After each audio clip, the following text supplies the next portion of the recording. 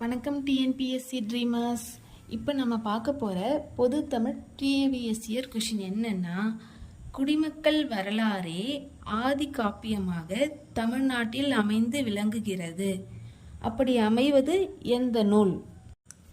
குடிமக்கள் வரலாறே ஆதி காப்பியமாக தமிழ்நாட்டில் அமைந்து விளங்குகிறது. அப்படி அமைவது எந்த நூல்?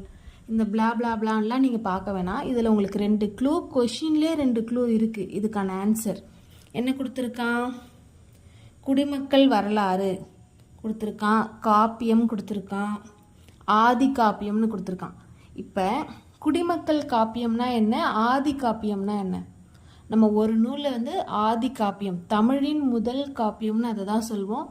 அதுக்கு குடிமக்கள் காப்பியம்னு ஒரு பேர் இருக்குது, ஆதி காப்பியம்னு ஒரு பேர் இருக்குது. அது என்ன நூல்?